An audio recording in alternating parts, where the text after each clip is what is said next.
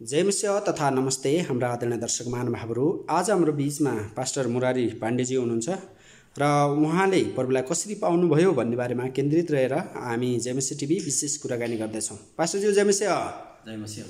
पास्टरज्यू तपाईले परमेश्वरलाई कसरी विश्वास गर्न पुग्नु भएको थियो त? म जन्मदेखिको कुरा भन्छु। हजुर। मेरो जन्म 2030 साल साउन 7 गते नुवाकोटमा भएको हो। अहिले म साउन 1 गते अब 48 वर्ष हुँदैछु। मैले प्रभुलाई पाएको त 19 वर्षको उमेरमा हो। तर त्योभन्दा अगाडि मेरो लाइफ कस्तो थियो भने म 5 वर्षको हुँदाखेरि मेरो आमा पहिला बित्नुभयो। त्यसपछि 6 वर्षको हुँदा बुबा पनि बित्नुभयो। अनि म काठमाडौँमा आउनु पर्यो। काठमाडौँमा मेरो शिक्षा दीक्षा भयो। मेरो दिदी भिनाजुहरू यहीँ हुनुहुन्थ्यो भाटभटिनी छेउमा। त्यतिखेर भाटभटिनी को पसल खुलेको पनि थिएन म आउँदा, किनभने भाटभटिनी पसल 1982 कि 83 मा खुलेको हो। म चाहिँ 76-77 मा काठमाडौँ आएको। हजुर। त्यही क्षेत्रमा पछि त्यो पसलबाट खोलेपछि मैले केही किनेको पनि छु। अनि म पढ्दै गइसकेपछि जब एसएलसी भयो, एसएलसी भएपछि त आफ्नै खुट्टामा उभिनु पर्ने भयो। अनि म जागिरको खोजीमा थिएँ र एउटा कम्पनीमा जागिर पाएँ पनि। एउटा सेक्युरिटी कम्पनी थियो, त्यहाँ सुरक्षा गार्डहरू सप्लाई गर्ने नेपालको पहिलो। त्यसमा मैले लेखापालको जागिर पाएँ। अनि लेखापालको जागिर पाइसकेपछि हरेक महिनाको तलबबाट मैले म्यानेज गर्नु पर्थ्यो र एक महिनामा एउटा लुगा किन्थेँ, मैले कपडा किन्थेँ, किनभने सबै एकैचोटि किन्नु मिल्थेन। हजुर। अनि तर मेरो जीवन एकदमै निराश भइरहेको थियो कि एक त प्यारेन्ट्स नहुनु सानैदेखि, अनि त्यो मानवीय प्रेमहरूलाई नबुझ्नु, सम्बन्धहरूलाई नबुझ्नु, एकदमै जङ्गली जस्तो हैन, मान्छेहरूसँग बोल्न नजान्नु, व्यवहार गर्न नजान्नु, मान्छेको फिलिङ्सहरूलाई नबुझ्ने, भावनाहरू नबुझ्ने, अनि जहाँ जाँदा पनि सम्बन्ध बिग्रिने, जसले गर्दाखेरि मलाई यस्तो निराश हुन्थ्यो कि म त एउटा एक्स्ट्रा पिस रहेछु, काम नलाग्ने चिज रहेछु भन्ने जस्तो लाग्थ्यो। अनि त्यस्तै आर्थिक कमजोरीहरू पनि भइरहन्थ्यो हैन। खालि तलब खायो सिद्धियो, अरू बाँकी बचत केही पनि नहुने, त्यो गाह्रो परिस्थिति थियो। अनि मनमा एक किसिमको तडपन चाहिँ रहिरहन्थ्यो। एज अ एउटा ब्राह्मण परिवारमा जन्मेको हुनाले विभिन्न धर्मशास्त्रहरू म पढ्ने गर्थेँ। रामायण, महाभारत, उपनिषदका टुक्राहरू, वेदका पुरै वेद नपाए पनि त्यतिखेर त्यो वेदको सानो सानो टुक्राहरू पाइन्थ्यो, त्यो पढ्नेहरू गरिन्थ्यो। अनि धेरै धर्मकर्मतिर मेरो मन गयो। कतै मैले यो मनको अशान्तिलाई जित्न सक्छु कि सत्य ईश्वरलाई भेट्न सक्छु कि भन्ने जस्तो लागिरहेको थियो। अनि कलेज पढ्दै जाँदा एक दिन के भयो भने म चाहिँ राति यो बाला चतुर्दशीको दिन रहेछ, आफ्नो साइकल, रेसिङ साइकल थियो, त्यो लिएर चाहिँ 4 बजे उठेर पशुपति गएँ सतबिउ छर्न भनेर। अनि त्यहाँ गइसकेपछि जुन दृश्यहरू मैले देखेँ त्यो दृश्यले मेरो मनलाई झन् निराश बनायो। त्यहाँ धेरै मानिसहरू, जवानहरू गएका थिए। उनीहरू कुना कुनामा बसेर गाँजाहरू तान्दै थिए। उनीहरू अश्लील हरकतहरू गर्दै थिए। अनि त्यो जुन रुपियाँको डबल थियो, त्यो डबलले चाहिँ कहाँ चाहिँ त्यो केटीहरू छ त्यो उनीहरूको निधारमा टाकेर मन्दिरमा चढास्ते गर्ने, तर उनीहरूको टाउकोमा ताकेर हिर्काउँदै थिए। अनि मन्दिरमा त्यस्तो हरकत देख्दाखेरि अनि यी मान्छेहरू किन यस्तो गलत कार्य गर्न मन्दिर जस्तो पवित्र ठाउँमा आएको होला भनेर मैले सोचेँ। तर पछि उज्यालो हुँदै जाँदाखेरि फेरि त्यो सोच पनि परिवर्तन भयो। किनभने त्यो मन्दिरको भित्ताहरूमा, स्वयं भित्ताहरूमा र टुँडालहरूमा नै अश्लील दृश्यहरू रहेछ, एकदमै नाङ्गा दृश्यहरू रहेछ। अनि मैले बुझेँ कि मन्दिरै त्यस्तो रहेछ र पो त्यस्तै मान्छेहरू आउँदो रहेछ भन्ने कुरा मैले बुझेँ। त्यसपछि मैले त्यहाँ जानै छोड्ने, यो गलत रहेछ, यो हुनै सक्दैन भनेर म त्यहाँबाट फिर्ता आएँ। फिर्ता आएपछि मलाई यस्तो टेन्सन लाग्यो कि यो मान्छे चाहिँ ईश्वरले बनाएको होइन रहेछ, ईश्वर छैन। यदि ईश्वर छ भने मलाई ईश्वरले प्रमाणित गरेर देखाउनु पर्छ भनेर मेरो दिमाग चाहिँ एकदम पागल जस्तो हुन थाल्यो। एक दिन त सोच्दा सोच्दा के भएछ भने म रिङ रोडमा हिँड्दै थिएँ, 1.5 किलोमिटरसम्म म उल्टो हिँडिरहेको रहेछु सोच्दा सोच्दा। पछि त्यो पुलिसको भ्यान रोकेर गयो, भाइ के गरेको त्यो उल्टो हिँडेर भनेपछि बल्ल मलाई म त उल्टो हिँडिरहेको छु भनेर थाहा पाएँ। मैले पछाडि हेरेको पनि रहेछु, त्यो रिङ रोड ठुलो भएको हुनाले कहीँ ठोकेको छु। सोच्दा सोच्दा उल्टो हिँडिरहेको मान्छे उल्टो हिँडेको, झन्डै दिमाग खराब भयो। अनि कसैले पनि मलाई ईश्वरको बारेमा भन्न सकेन। विभिन्न शास्त्रहरूमा पनि मैले त्यो खोजेर भेटाइनँ। अनि एक दिन मैले के निर्णय गरेँ भने यदि ईश्वर छैन भने किन बाँच्ने, म मर्छु, मरेपछि पक्कै पनि ईश्वर भेटेला नि, सुसाइड गर्छु र अनि त्यो खोज्छु म, यो जब शरीरमा बाँचेर यसै त स्वादै छैन किन बाँचिरहनु भनेर मैले त्यो निर्णय पनि गरेँ। अनि कहिले चुरोट नखाने मान्छेले चुरोट किनेर ल्याएँ। अब कसरी मर्न सजिलो हुन्छ त्यो उपाय सोच्न थालेँ मैले होइन। हजुर। अनि सबभन्दा सजिलो उपाय चाहिँ स्लिपिङ ट्याब्लेट खानु। एकैचोटि 15-20वटा स्लिपिङ ट्याब्लेट खाने, अनि त्यो खाने आँट गर्नलाई चुरोट के खान्छ नसा खाने, अनि खाएर सधैँको लागि सुत्ने, अनि आत्मा भएर ईश्वरसँग कुरा गर्न जाने भन्ने मेरो प्लान थियो। हजुर। सबै तयारी भएर राखेको थियो, तर चुरोट त खाएछु, ट्याब्लेट खान बिर्सेछु। चुरोट खानु हो, ट्याब्लेट छैन, निदाएछु। हजुर। अनि भोलि बिहान त अलि छङ्गै भयो, उज्यालै भयो। अनि म चाहिँ त्यतिखेर होटलमा खाना खान्थेँ, एउटा पुलचोकनेर ललितपुरको। हजुर। अनि खाना कोठामा बसेको मान्छे होइन, तल बाहिर चाहिँ के खाइरहनु, यो महिनावारी पैसा दियो भने होटलले मिठै खाइहाल्छ, माछा मासु भनेर सधैँ म त्यहाँ खान्थेँ। अनि खाना गएँ, अनि होटलको मान्छेहरू पनि मलाई अचम्म मान्थ्यो, यो कुन ग्रहको मान्छे होला, कोहीसँग बोल्दैन, बोले पनि मिल्दैन होइन, बोल्नै जान्दैन, व्यवहार गर्नै जान्दैन, न दाजुभाइ राम्रो छ न के छ, एकदमै अनौठो प्राणी थियो कि। किनभने म एउटा पारिवारिक प्रेममा नहुर्केको कारणले गर्दाखेरि, आमा बुवा 5-6 वर्षमा नै गुमाएको कारण। हजुर हजुर। म परिवारमा हुर्किएन, अरूहरूसँग हुर्किनु पर्यो, जसले गर्दा माया प्रेम वास्ता हुर्काइ पढाइमा धेरै कमजोरी भयो क्या मेरो।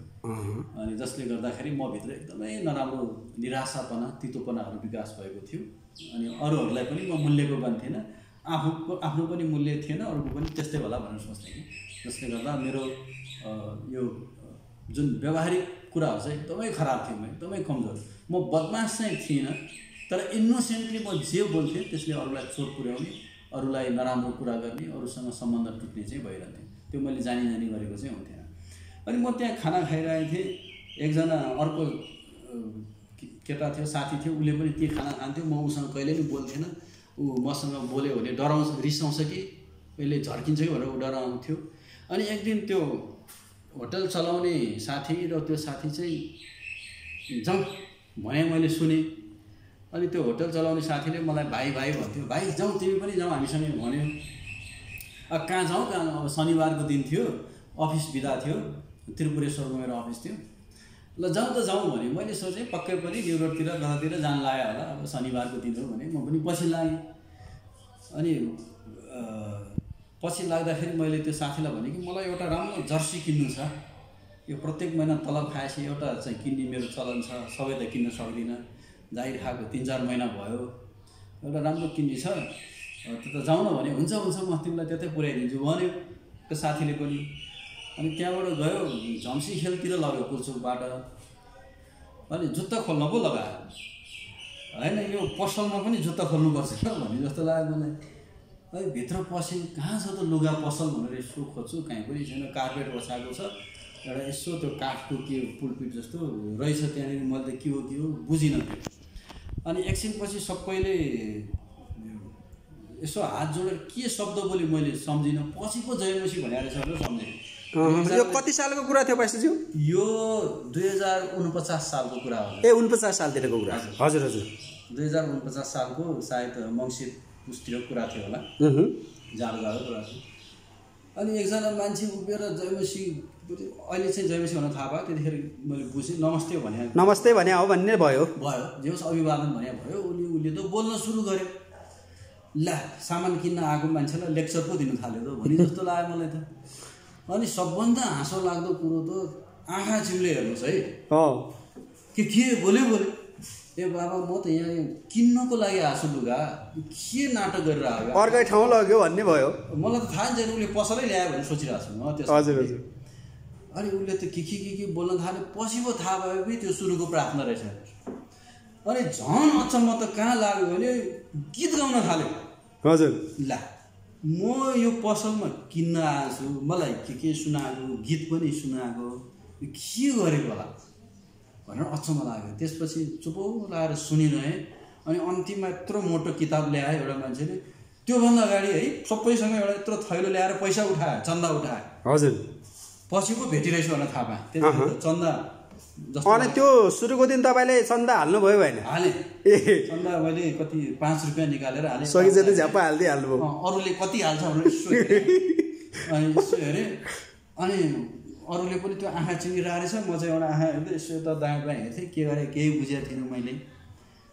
अनि त्यो चन्दा उठाइसकेपछि अहिले पो भेट्यो भनेर बुझ्यो त होइन। चन्दा उठाइसकेपछि फेरि के आँखा चिम्लेर प्रार्थना गर्यो भन्थ्यो, प्रार्थना गरौँ भन्थ्यो। हजुर। अनि यत्रो मोटो किताब खोलेर चाहिँ त्यो एकजना व्यक्ति चाहिँ कराउन थाल्यो, प्रचार गर्न थाल्यो, प्रवचन दिन थाल्यो। प्रवचन अनि भाषण भन्थेँ म त्यतिखेर, भाषण होइन। अनि पछि उहाँलाई चाहिँ पास्टर भनिँदो रहेछ भनेर बुझेँ, त्यो चाहिँ प्रवचन भनेर बुझेँ कि पछि मात्र त्यो त्यतिखेर केही अवस्थामा म बोल्दैछु। अनि त्यसपछि अन्तिममा के त्यो टुङ्ग्यायो, के बोलेर के परमेश्वर पिताको प्रेम के भन्यो मैले त बुझिनँ।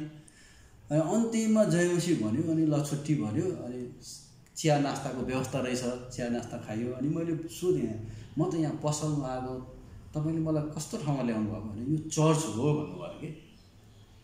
ए म अहिलेसम्म चर्च पो छु, चर्च त मलाई थाहा छ त, तर चर्च कसरी सञ्चालन गर्छ भनेर पो थाहा छैन त। चर्च हुन्छ भनेर थाहा छ, क्रिस्चियनिटी मलाई थाहा छ, बाइबलको विषयमा कमिक्सहरू धेरै पढेको थिएँ। त्योभन्दा पहिल्यै दाउदको विषयमा, मोसाको विषयमा कमिक्सहरूमा चित्रकथाहरू आउँथ्यो, राम्रो पढेको थिएँ। पहिले भनेर ल्याएको त म तयारी हुन्थेँ नि त भनेर साथीसँग अलिकति गर्नु आएँ कि म एकदमै कार्टुन हुनु पऱ्यो बेकार। अनि त्यो बेला तपाईँ गएको चर्चको नाम चाहिँ के थियो त? त्यो ललितपुर क्रिस्चियन चर्च थियो। Lalitpur Christian church. हजुर हजुर। त्यो सुरु भएको 45 सालतिर कि 46 सालतिर सुरु भएको छ। पास्टरको रहेछ नि त्यहाँ हाम्रो पास्टर मुक्ति आचार्य हुनुहुन्थ्यो। मुक्ति आचार्य? हजुर हजुर। त्यसरी गयो। त्यसपछि जुन अघिल्लो रात सुसाइड गर्ने योजना बनाएको होइन, दोस्रो दिन चर्च पुर्यायो साथी। दोस्रो दिन खाजा खान भात खानु गएको, भात खाने होटलको साउले र अर्को साथी मिलेर मलाई पुग्यो चर्चमा पुर्याए। उनीहरू विश्वास गरेको रहेछन् पहिले, अलिअलि भर्खरको नयाँ, उनीहरू पनि नयाँ बक्तिसम्म पनि ल्याएर नै छ, भर्खरै नयाँ विश्वास रहेछ। अनि मलाई लिएर गयो। यो मान्छे खालि ठुसिएर बसिरहन्छ, कहिले आँदैन, यसलाई पनि लिएर जाउँ, यो पनि परिवर्तन हुन्छ कि भनेर दया गरेर मलाई त्यहाँसम्म पुर्याइदिएको रहेछ। हजुर। तर त्यो रात गइसकेपछि यो सुसाइड गर्ने योजना चाहिँ पुरै चेन्ज भयो मेरो। अब चाहिँ मर्ने कुरा भएन, आएन। अब यो के रहेछ यसलाई बुझ्छु। अब म फेरि कोहीसँग बोल्ने बानी थिएन कि। तपाईँ एकाङ्की स्वभावको, प्रभुलाई पाउनुभन्दा पहिले एकदम एकाङ्की छ, किनभने एक्लै हुर्केको एकाङ्की स्वभाव थिएँ। अनि म चर्च कहिले हुन्छ भनेर पनि सोधेको थिइनँ। सुई भोलि मैले बिरामी छ भने अफिसमा, अनि चर्चतिर गएँ, हिँडेर गएँ। म धोबीघाटमा बस्ती हिँडेरै गएँ। हिँडेर जाँदा त बन्द रहेछ, कसैलाई सोधिनँ, दायाँ बायाँ कसैलाई सोधिनँ। फेरि गएँ, आज के भएर बन्द भयो होला भनेर। फेरि सोमबार आएँ, सोमबार पनि बन्द रहेछ, अफिसमा बिरामी छु नै भने। मङ्गलबार आएँ, मङ्गलबार पनि बन्द रहेछ। अनि दायाँ बायाँ सोध्न पनि अप्ठ्यारो लाग्यो, किनभने म सोसल प्राणी नै थिएन कि। यता कोठामा बसेकोसँग नि बोल्थिनँ, उसँग नि बोल्थेन, घरबेटीसँग नि बोल्थेन, कोहीसँग बोल्थेन, बाटोमा हिँडेसँग नि बोल्थेन। पऱ्यो भने जे शब्द जोसँग आवश्यक छ त्यो बोल्यो, तर त्यो शिष्टाचार चाहिँ थिएन मसँग। त्यस्तो खालको मान्छे थिएँ। हजुर। अनि त्यहाँ गइसकेपछि बुधबारको दिन चाहिँ गएको खोल्दै रहेछ हेर्नुहोस्, भजन गाइरहेको रहेछ। रेगुलर तपाईँ 4-5 दिन जानुभयो शनिबारदेखि? हजुर। शनिबार, आइतबार, सोमबार, मङ्गलबार, बुधबार 3 दिन बन्द। 3 दिन त्यो कपडा पसल बन्द। म त कपडा पसल भनेर गएको थिएँ नि, बन्द। अनि बुधबार गएको थिएँ। बुधबार चाहिँ बाइबल स्टडी भनेर भनेको रहेछ। अनि त्यो पुलपिटको सट्टामा सबै घुम्नु टेकेर गोलो भएर चाहिँ, अनि त्यहाँ चाहिँ उहाँहरूले मलाई क्रिस्चियन विश्वासको बारेमा, प्रभु यीशुको बारेमा राम्रोसँग बुझाउनु भयो, सम्झाउनु भयो। मैले ग्रहण त गरेको थिइनँ। त्यो रात एकदमै मैले सोच्न बाध्य भएँ, किनभने उहाँहरूले मलाई एउटा पुरानो बाइबल, एकदमै थोत्रो बाइबल, 1985मा कसैले पढेको बाइबल मलाई दिनुभयो। पुरै बाइबल दिनुभयो? ठुलै मोटै बाइबल। उहाँहरूले मलाई भन्नुभयो कि तपाईँले चाहिँ यूहन्नाको सुसमाचारबाट पढ्नुहोस् है भन्नुभयो कि। अब मलाई चाहिँ के लाग्यो भने कहाँ यो बिचबाट पढ्नु, म सुरुबाटै पढ्छु।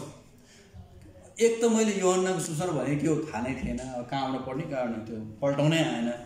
सुरुदेखि पढ्छु भन्ने लाग्यो। सुरुमा पढेको त्यो उत्पत्ति भनेर रहेछ कि, अनि के 1 2 3 भनेर त्यो नम्बर पनि लेखा हुँदो रहेछ। हजुर। पछि मात्र पद भनेर थाहा पाएँ, अध्याय भनेर थाहा पाएँ।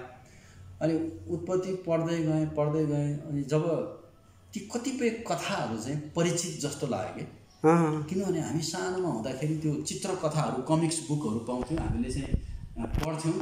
अनि हाम्रो दाजुहरूले शिक्षकहरूले यस्तो नपढ्नु है बौलाउँछ भन्थ्यो, हामी चाहिँ लुकी लुकी पढ्थ्यौँ। तर त्यो कथाहरू हामीलाई याद आउँथ्यो, अब्रामको कथा, मूसाको कथा। अनि त्यो मूसा चाहिँ मुसा भन्थ्यो, किनभने हिन्दीको कमिक्स पढ्थ्यौँ कि हामीले, अनि मुसा भन्थ्यो।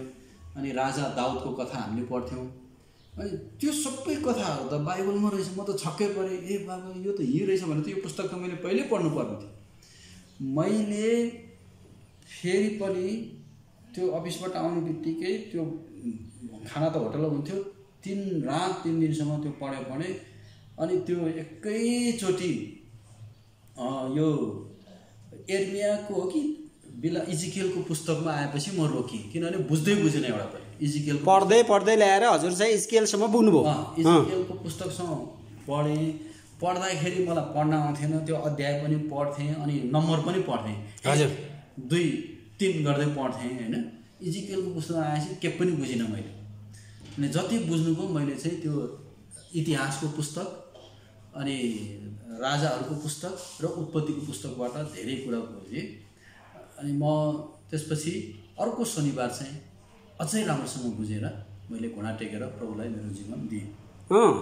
त्यो चाहिँ 2049 सालतिरको कुरा हो। हजुर।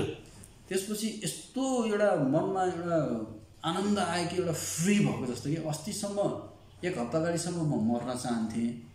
केही न केही बोझ थियो, हजुर, बोझा थियो जीवनमा। मरेर गएर यो शरीरलाई त्यागेर ईश्वरसँग गएर भेट्छु। नम्बर 1 मेरो बाबाआमा किन मारिस्, नम्बर 2 किन मलाई एक्लो पारिस्, यो चाहिँ सोध्छु, किन अन्याय गरेको म प्रति भनेर म चाहिँ एउटा ईश्वरसँग एउटा सोध्थेँ कि।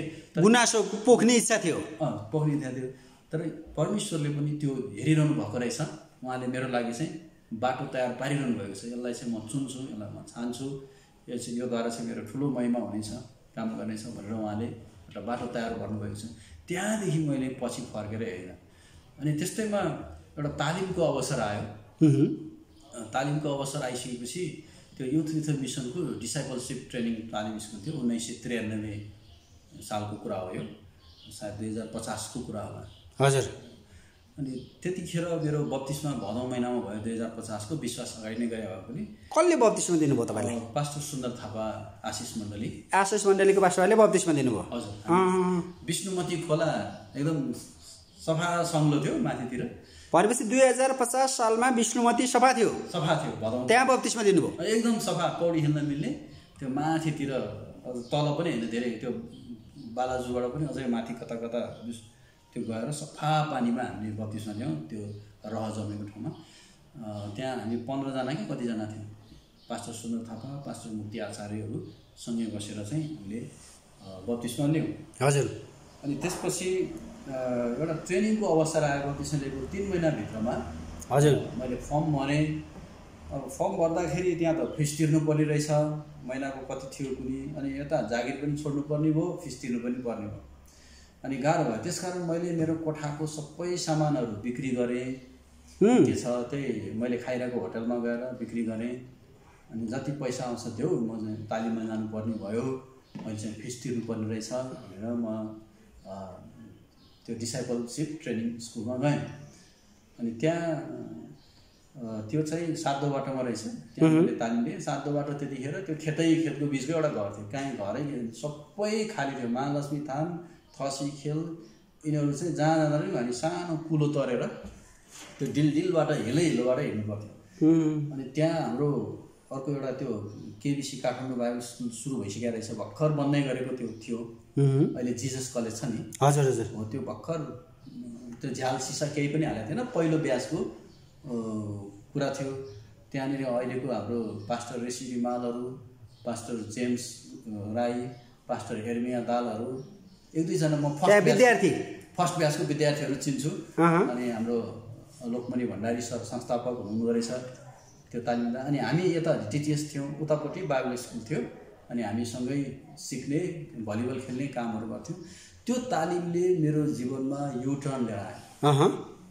मैले हजुर प्रभुलाई एकदमै नजिकबाट एउटा साईले गर्नुपर्ने कर्तव्यहरू सिकेँ। किनभने विश्वास गरेर म घरमा बस्दाखेरि बिहान उठेर प्रार्थना गर्ने तरिका नै थाहा थिएन, आराधना स्तुति गर्नुपर्छ भन्ने थाहा थिएन, अन्तर्निम्ति भन्ने कुरा के थाहा थिएन। ती सबै कुरा ट्रेनिङमा गएर सिकेँ र अन्तिममा गएर मैले प्रचार प्रसार पनि कसरी गर्ने भनेर मैले सिकेँ। र प्रचार प्रसारको लागि हामी आउटरिचमा लाँदो रहेछ 2 महिना।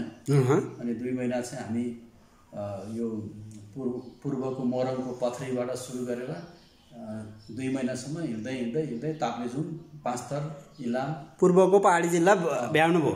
पहाडी जिल्ला सबै हामीले चाहिँ भ्यायौँ। अनि यता मोरङ, शनिश्चरे, यता के ठाउँमा पनि हामी हिँडेर गयौँ। एकदमै धुलो हुन्थ्यो, बाटो एउटै पिच गरेको थिएन। पथरी बजारमा त कहीँ पनि टोइलेट पनि थिएन, सबै बाहिर हुन्थ्यो, एकदमै फोहोर थियो। अनि त्यहाँ हामीले चाहिँ ड्रामाहरू, नाटकहरू गर्थ्यौँ। अनि म चाहिँ नाटकको प्रमुख पात्र भएर खेल्थेँ। बोझ नाटक थियो। अनि म चाहिँ अलिकति कमेडियन टाइपको मान्छे, धेरैलाई हँसाउने भएको हुनाले त्यहाँ सयौँ मान्छेहरूको भिडभाड हुन्थ्यो र हामीले सयौँ मानिसहरूलाई सुसमाचार सुनाउने र प्रभुको बारेमा बताउने कामहरू गऱ्यौँ। र त्यो तालिमबाट ग्रेजुएट हुने बित्तिकै 1-1.5 महिनाभित्रमा फेरि त्यही मिसन अन्तर्गतको अर्को एउटा तालिम खुल्यो। यो एउटा इन्डक्टिभ बाइबल स्कुल भन्छ, 1 वर्षको स्कुल अफ बिब्लिकल स्टडिज थियो। त्यो चाहिँ पोखरामा हुन्थ्यो। अनि 94मा पोखरामा गएँ। अनि त्यहाँबाट मैले एउटा क्रिस्चियन दुनियाँलाई अझै राम्रोसँग बुझ्न पाएँ। त्यहाँ GCTC ट्रेनिङ चल्थ्यो, NLGCTC चल्थ्यो, NLA भन्ने तालिम चल्थ्यो। अनि ती सबै साथीहरू, विद्यार्थीहरू हामी भेटघाट गर्थ्यौँ अनि हामीले सुसमाचारहरू सुनाउँथ्यौँ। अनि त्यसपछि त्यो तालिम सकिसकेपछि युथ मिसनमा आज म चाहिँ मिसनरी 1994 देखि 2000सम्म चाहिँ मैले त्यहाँ फुल टाइम काम 6 वर्ष सेवा गर्नुभयो। त्यो बेलासम्म तपाईँ कति पढिसक्नु भएको थियो? त्यतिखेरसम्म त्यही हो। अब म ब्याचलर फर्स्ट इयर पढ्दै छोडेर म गएको हो। अनि त्यसपछि मैले पढाइलाई अगाडि लगिनँ, बरु बाइबल चाहिँ पढ्न सुरु गर्नुभयो। युथ मिसनबाट छोडिसकेपछि मैले BTS र मास्टर इन डिभिनिटी गरेँ। तपाईँ BTS कहाँ पढ्नुभयो त्यसपछि? BTS मैले काठमाडौँमै गरेको, तर ग्रेजुएसन चाहिँ उहाँ बेङ्गलोरमा गयो। हाम्रो AECS भन्छ, एसिया इभान्जेलिकल थियोलोजिकल सेमिनारी, प्रिन्सिपल। अनि पासमा तपाईँले अब त्यस्तो एकदमै निराश अवस्थामा जब प्रभुलाई पाउनुभयो, एकजना साथीले झुक्याएर चर्चमा लगेर, होइन? हजुर। अनि के कस्तो त्यसपछिको सतावट भोग्यो? सतावट पनि आयो त तपाईँको जीवनमा केही? हजुर, म सतावट पनि कसरी आयो भनेदेखि म पास्टरको काम पनि गर्दै थिएँ। हजुर। र मलाई सतावट चाहिँ कस्तो हुँदो रहेछ भने हाम्रो कहिलेकाहीँ दुष्ट शैतानले हाम्रै दाजुभाइहरूमध्येबाट पनि हामीलाई दुःख दिँदो रहेछ। त्यसलाई म अन्यथा तितोपनाको रूपले हेर्दिनँ। हाम्रै दाजुभाइहरूबाट मलाई केही सतावटहरू भयो भन्नाले विश्वासी साथीहरूबाट नै।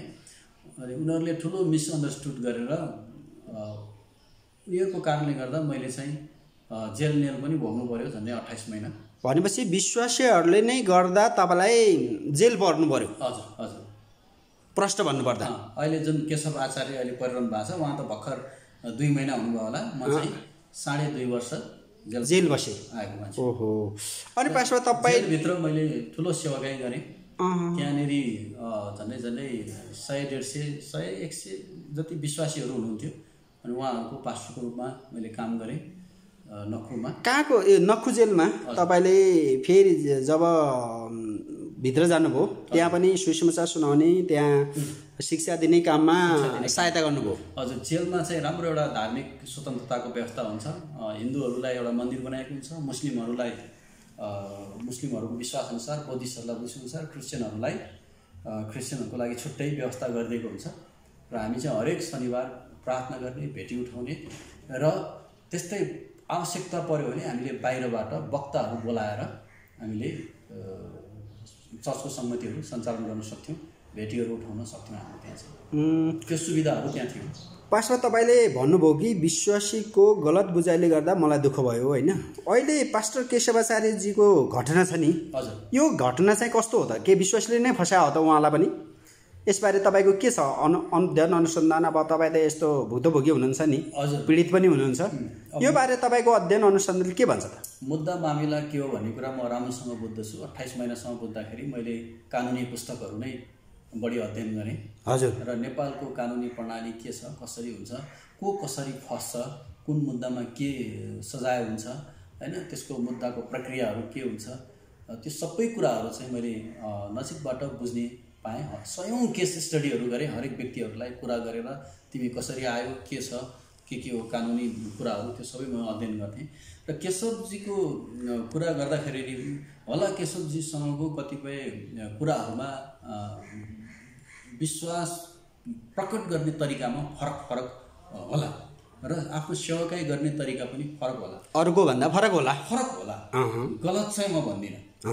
तर के भयो भनेदेखि फरक आफ्नो समुदायको लागि चाहिँ हुनुपर्छ, त्यो फरक अर्को समुदायमा लादिनु हुँदैन। उहाँको बढी युट्युबहरूमा गयो, हाम्रो त अब हामीलाई यो सुसमाचार नफैलोस् भनेर चाहनेहरू धेरै व्यक्तिहरू हुनुहुन्छ, षड्यन्त्र गर्ने धेरै व्यक्तिहरू हुन्छ। म तोकेर भन्न चाहन्न, किनभने यो सार्वजनिक मिडियामा भोलि हजुरलाई पनि गाह्रो पर्छ, यो जेएमएस टिभीलाई पनि ब्लक हालिदिन सक्छन् उनीहरूले।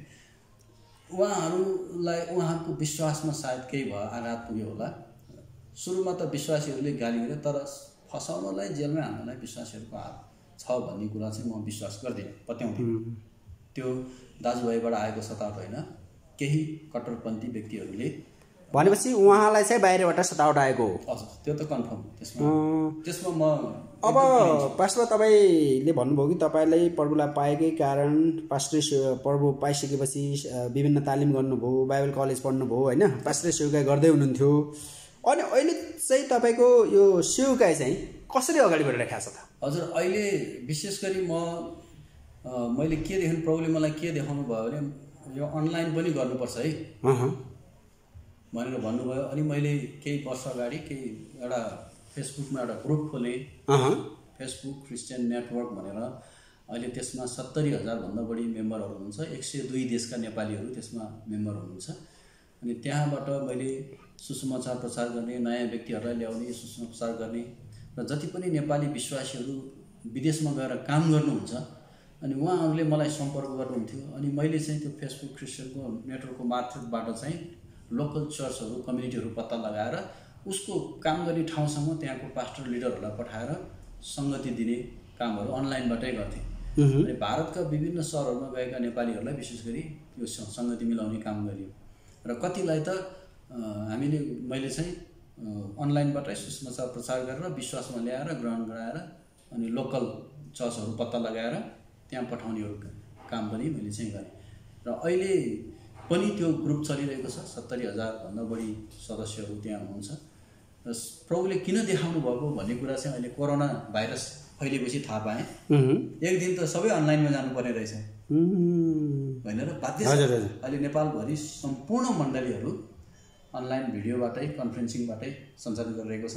र यो कुरा परमेश्वरले मलाई पहिल्यै देखाउनु भयो, अनलाइनबाट, फेसबुकबाट सुसमाचारको कामहरू गर्नुपर्छ, चर्चको कामहरू गर्नुपर्छ, मण्डलीमा तालिम दिने कामहरू, उत्साह दिने कामहरू गर्नुपर्छ भन्ने कुराहरू अहिले म एकदमै तृप्त छु, सन्तुष्ट छु कि मैले एउटा प्लेटफर्म चाहिँ तयार पारेको छु। धेरै व्यक्तिहरूले पास्टर चाहिँ अनि तपाईँको यो फेसबुक क्रिस्चियन नेटवर्क चाहिँ तपाईँले चलाएको रहेछ होइन, तपाईँ यसको फाउन्डरै एडमिन हुनुहुँदो रहेछ, मैले हिजो मात्र थाहा पाएँ। अनि मैले पनि थुप्रै जेएमएस टिभीका भिडियोहरू यहाँ राख्थेँ, अनि यसको एप्रुभ हुन्थ्यो होइन। र हिजो मात्र मेरो चाहिँ भएन है, मेरो गुड न्युज पोस्टबाट गर्दाखेरि भएन।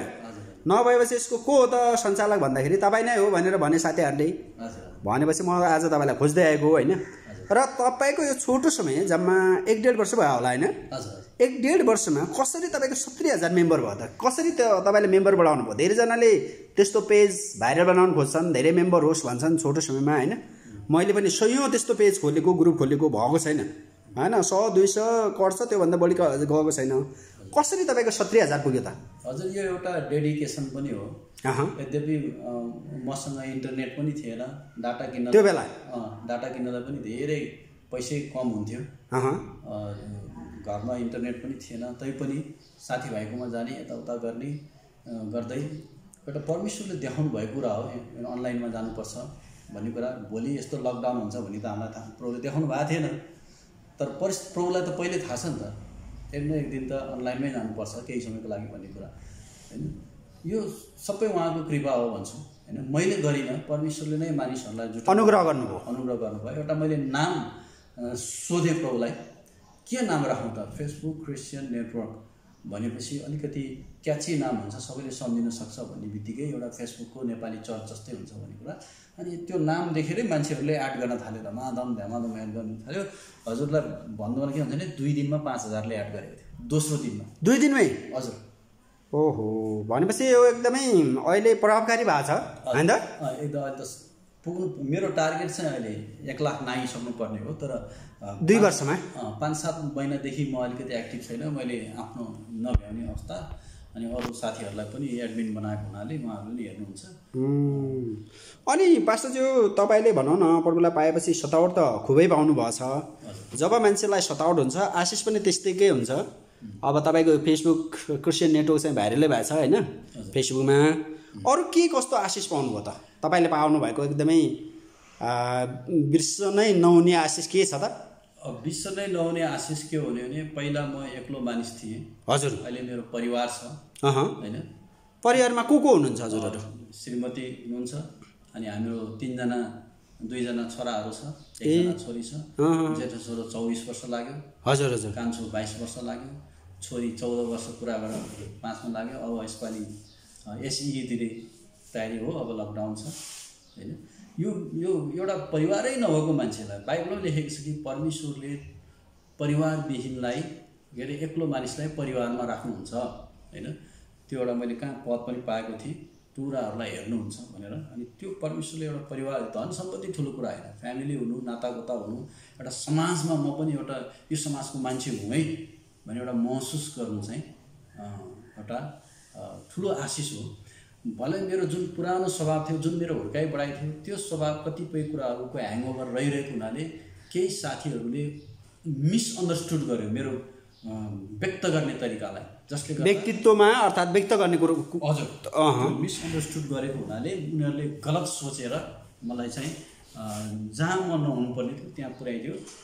तर त्योबाट मलाई घाटा केही पनि परेन, मलाई फाइदा भयो। मैले त्यहाँबाट जसरी योसेफको जीवनलाई सम्झेँ, योसेफ आफ्नै भाइबाट बेचिएको थियो, आफ्नै भाइहरूले बेचेको थियो। जहाँ बेचेको थियो त्यहाँबाट पनि झुटो आरोप लगाएर उसलाई जेलमा हालिएको थियो 13 वर्ष, र जेलबाट ऊ चाहिँ एउटा प्रधानमन्त्रीको रूपमा निस्किएको थियो। र त्यो सम्झेर मलाई चाहिँ उत्साह हुन्छ। र त्यस्तै एउटा प्रभुको लागि दुःख भोग्नु पाउनु नै मेरो लागि आशिष हो। अब त्यस्तो कुरा हुनुपर्ने त एक किसिमको परमेश्वरको इच्छा हो नि हैन?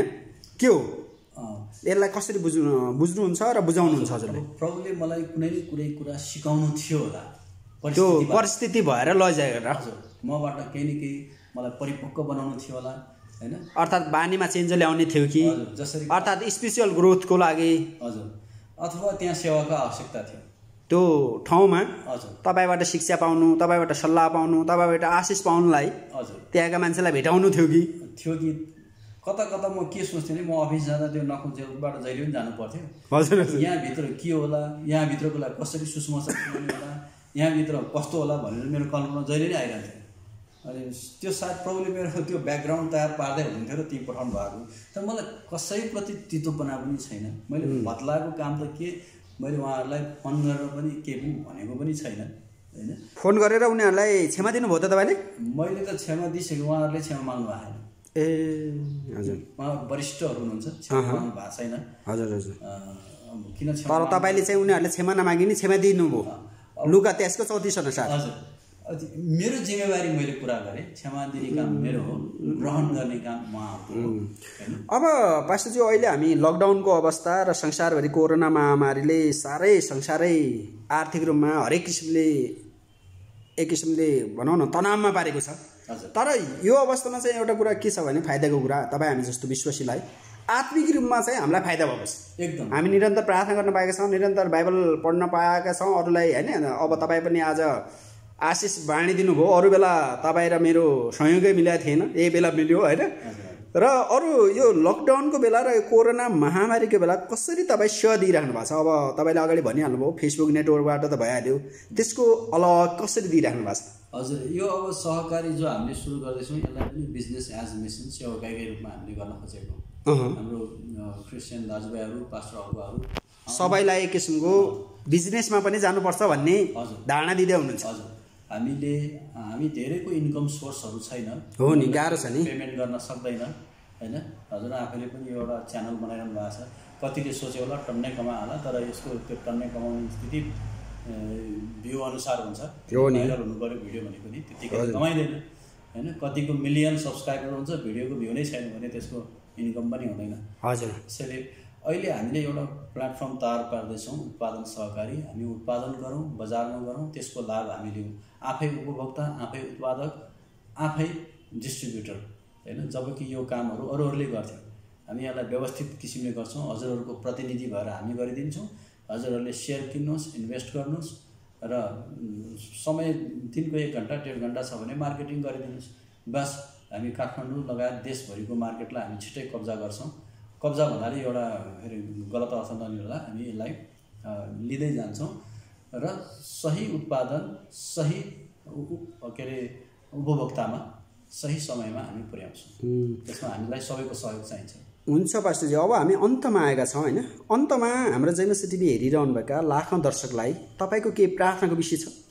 हजुर, अब म के गर्छु भने हामीले यो जुन एउटा उत्पादनमूलक र आम्दानीमूलक कामहरू हामी गर्दैछौँ, यसमा यो व्यक्तिले कमाउने भइदिए म एक्लै गरिसक्थेँ र कमाएर बसिसक्थेँ।